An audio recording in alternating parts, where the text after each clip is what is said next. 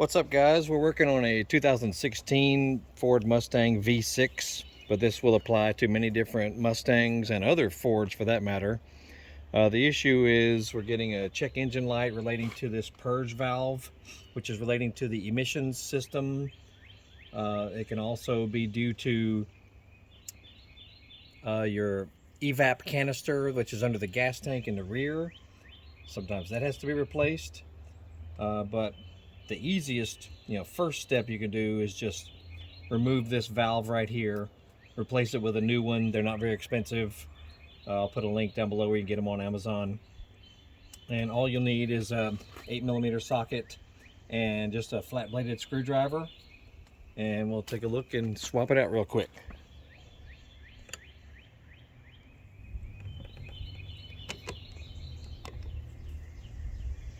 It's very easy to do.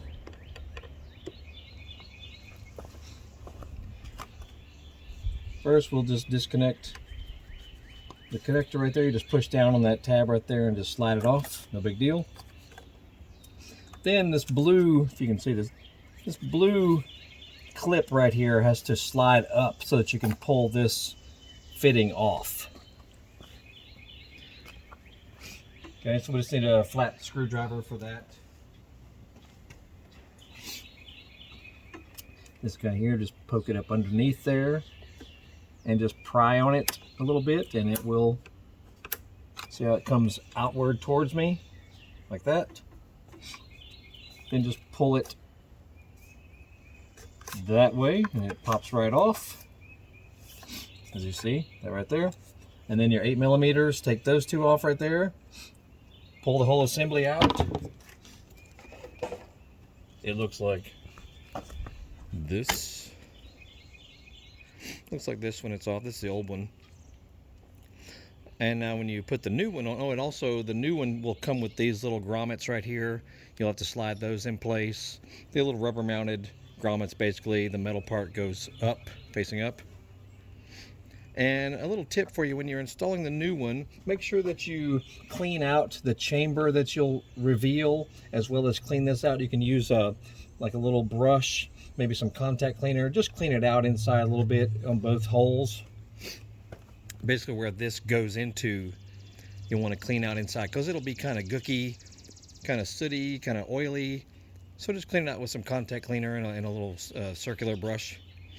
And then when you're about to put the new one in, take you a little bit of grease and lubricate the O-ring right there.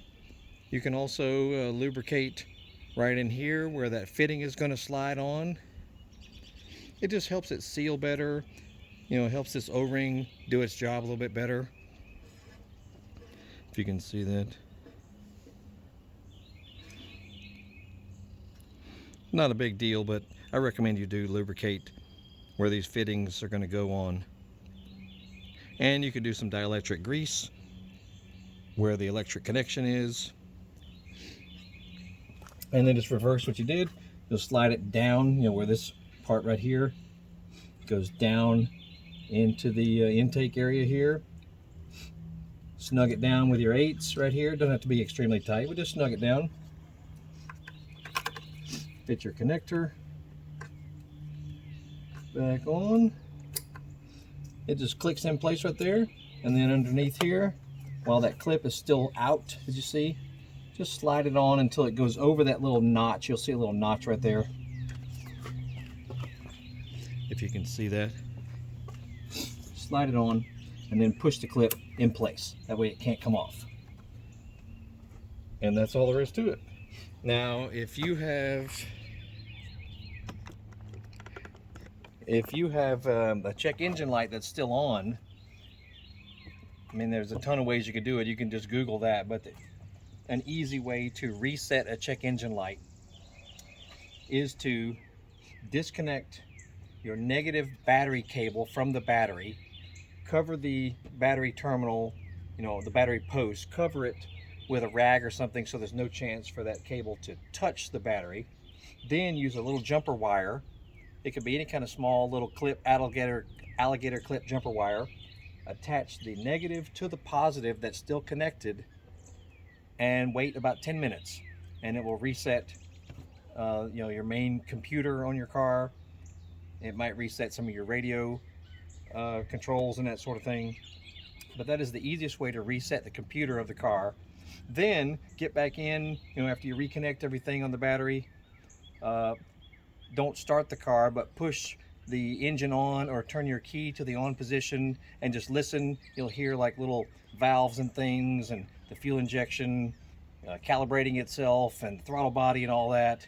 So just wait about a minute for that, then fire it up and just let it idle for a good 5 minutes or so, and then go drive normally, you know, but you know, just drive easy, I guess you'd say. You don't want to go hot footing and racing anytime you reset the computer. I recommend you do that anytime you do any major tune-up or major throttle body or intake cleaning, new exhaust, new headers, spark plugs, coils, anything that's relating to intake, combustion, and exhaust. It's good to reset your computer. That way the car can kind of relearn the new stuff you've done. I do that on every car I get. And sometimes it solves funky issues too. That's not what this video is relating to, but that's just some little tip for you. Anyway, once again, this is a 2016 Mustang V6. We're doing a few little fix-ups and improvements to it. So check out our other videos, and we'll be adding more to our channel. So you know, we're always doing new videos. And make sure you Google Horsepower House. We got motorcycle related parts and tools on eBay and Amazon, as well as Facebook page and 2 YouTube channels. And this is Dave signing off. You'll have a good day.